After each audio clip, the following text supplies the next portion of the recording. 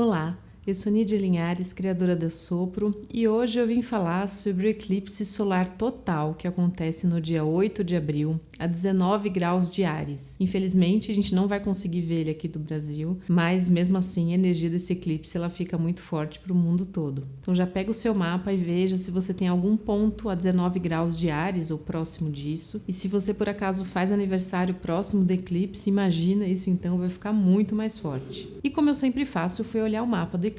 Esse eclipse que é um momento de lua nova em Áries, então Lua e Sol estarão em Áries, junto do nó do norte, que é aí que acontece o eclipse. E a primeira interpretação é como o nó do norte ele representa o nosso futuro, a nossa evolução, o nosso dharma. É um eclipse que está voltado para ações futuras, para a gente olhar para daqui para frente. E sem dúvida o ponto mais forte desse eclipse é que Sol e Lua estarão juntinhos de Quiron, mas juntos mesmo, numa conjunção exata, o que traz uma força de Quiron para esse eclipse impressionante. Eu já falei num vídeo do ano passado, no eclipse que teve ano passado, que tocava muito Quiron, e lá eu falei do livro da Melanie Reinhardt, que é maravilhosa, é uma autoridade no assunto. Recomendo muito. Eu vou deixar no card para vocês verem, vou deixar também na descrição, porque vale a pena rever aquele vídeo nos trechos onde eu leio sobre Quiron e sobre Quiron em Áries, porque tudo que eu falei ali a gente pode usar para esse momento aqui. E continuando na análise do mapa, como a gente está falando do signo de Áries, que vem com tanta força no momento do eclipse, a gente precisa olhar para Marte, que é o regente do signo de Áries. E Marte está em Peixes, em conjunção a Saturno. Então a gente vê ali uma informação importante onde a questão espiritual, a compaixão, a generosidade e a empatia ficam muito fortes para esse eclipse e que isso acontece a partir de uma tomada de consciência, de um amadurecimento, que é Saturno, nos pedindo uma responsabilidade social mesmo, porque tem uma esfera bastante social com o Saturno e pensando em Peixes, a gente pensa em toda a humanidade. Então a gente vê de um lado essa questão da ferida individual, da ferida do eu, que é Quiron em Áries, junto do Sol e Lua, e por outro lado, não esquecermos da compaixão. E é claro, por ser um eclipse onde Quiron está tão forte, eu fui obviamente buscar outros textos sobre Quiron, até tinha já separado uma leitura que eu ia fazer aqui para vocês, mas de repente me veio um insight assim, por que não olhar o símbolo sabiano onde acontece o eclipse? Se você nunca ouviu falar disso, os símbolos sabianos são símbolos atribuídos a cada grau do zodíaco, então são 360 símbolos, que nos trazem informações do que a gente tem que aprender naquele grau. Como a gente conhece o grau exato onde acontece o eclipse, que é o grau de onde está Quiron também, que é 19 graus de Áries, é 19 graus e pouquinho, a gente vai olhar o símbolo do grau 20 de Áries, porque ele já passou do 19. Então, como ele já cruzou o 19, já completou o grau 19, já está indo para o 20, então a gente considera, a regra é essa, os 20 graus de Áries para esse símbolo. E qual não foi minha surpresa de ver que a minha intuição, como sempre, me guiou para exatamente onde eu deveria estar. Porque eu fui buscar esse símbolo, que é o símbolo 20 de Áries,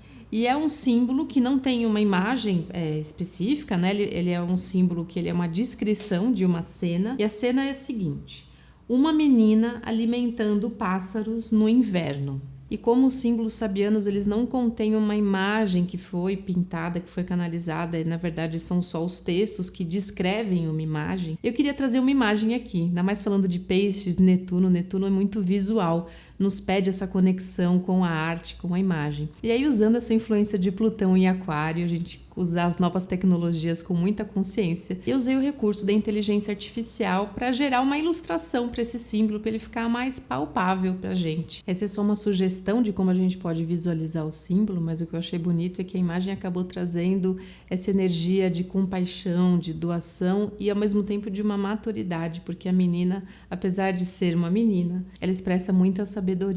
E aí eu fui pegar uma das grandes autoridades no assunto, que é Danny Rudyard, para falar desses símbolos, onde ele interpreta os símbolos. Ele tem um livro maravilhoso sobre isso, que se chama An Astrological Mandala: The Cycle of Transformations and its 360 Symbolic Phases, que quer dizer uma mandala astrológica, o ciclo das transformações e suas 360 fases simbólicas. Recomendo muito porque ele analisa um por um. E segundo Danny Rudyard, a ideia central desse ciclo é superar crises através da compaixão. Não é incrível? Justamente com Marte em Peixes, junto de Saturno, pedindo pra gente a compaixão, lembrando do ano novo astrológico, onde o Sol estava junto de Netuno, já falando desse tema. Danny Rudger fala o seguinte: os ritmos sazonais da natureza implicam em uma oscilação entre viver e morrer. Através da imaginação criativa, as pessoas podem sobrevoar esse ciclo e descobrir meios não apenas de escapar da fatalidade, da decomposição ou das privações sazonais, mas também ajudar os outros seres vivos a sobreviver nas crises. Pássaros migratórios voam para o sul, mas ao estabelecer uma parceria com outras criaturas incapazes de escapar das privações ou morte do inverno, o ser humano pode manter a vida do espírito, que é simbolizado pelos pássaros, estável durante todas as crises, se, como uma menina, ele estiver aberto aos convites do amor e da compaixão. Neste estágio da sequência simbólica, nós testemunhamos a atividade humana motivada pela compaixão, que supera a fase sazonal da impotência. A potência de vida nos espíritos da natureza alcança um nível mais elevado no ser humano. O tema é a transmutação da vida em amor.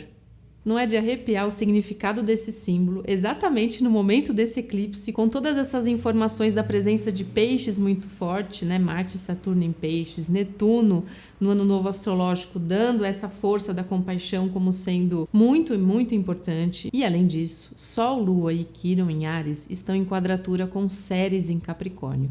Eu já falei bastante de Ceres aqui, mas só para relembrar, ela é o arquétipo da nutrição, da abundância e do cuidar. Então vocês veem a relação disso tudo, onde uma quadratura é um momento de crise que exige de nós alguma mudança de comportamento. E Ceres em Capricórnio fala dessa necessidade de abundância e de nutrição nas questões que são coletivas, sociais, também de trabalho, e cutucando esse Sol, Lua em Quirón em Áries, perguntando assim: você sabe quem você é? E como você pode ajudar? Que esse é o ponto. Essa afirmação de quem a gente é, nesse momento ela é muito importante, é claro, mas isso sem a compaixão, sem amor, não é nada, é vazio. Porque esse grau de Áries, esse símbolo, está pedindo justamente isso. A gente ajudar quem precisa e sabendo quem a gente é. E essa Ceres em Capricórnio, ela está fazendo um aspecto muito harmonioso, que é um trígono, com Júpiter e Urano no signo de Touro. E o que isso pode significar? No âmbito coletivo, mundial, a gente pode entender que é preciso rever como a gente lida com a matéria, como a gente lida com os sistemas econômicos, para que todas as pessoas sejam nutridas e recebam o que é de direito. E que os recursos, que é Touro, não fique concentrado em poucas mãos, mas que haja uma distribuição justa desses recursos. E além desse aspecto positivo que Júpiter e Urano estão fazendo com Ceres em Capricórnio, existe um grande trígono de terra, porque Júpiter e Urano também estão fazendo um trígono com Lilith em Virgem. Esse grande trígono é um aspecto de muita harmonia, de muita fluidez, falando do signo de terra, e isso já vem desde o final do ano, como a gente já sabe. E como Lilith fala do nosso desejo mais cru, mais essencial, mais puro da gente se expressar livremente, é uma questão muito individual. No signo de Virgem é o pelo que a gente faz, pelo que a gente produz, pelo que a gente realiza, tem esse lado prático ali. Então vocês percebem que existe uma harmonia entre a gente se conhecer, entender qual é o nosso desejo bem importante, primordial, colocar isso para o mundo e como isso pode contribuir para um mundo mais justo, onde todo mundo tem acesso aos recursos, ao dinheiro, ao trabalho.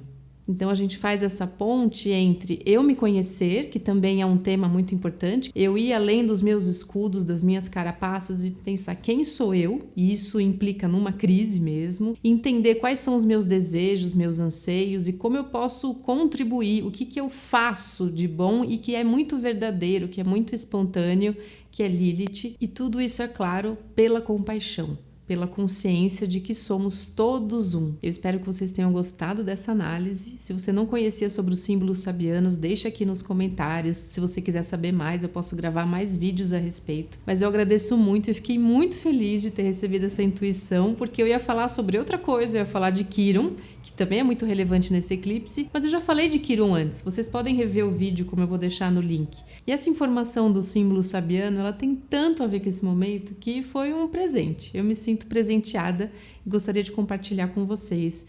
E espero que ajude vocês a navegarem nesse momento, porque o eclipse tem um efeito que dura até 3 meses, dependendo se ele pegar um ponto importante no mapa. E eu desejo que nesse momento a gente tenha coragem de se perguntar quem a gente é, de viver nesse lugar com muita espontaneidade, com muita verdade e principalmente com muita compaixão, com muito amor.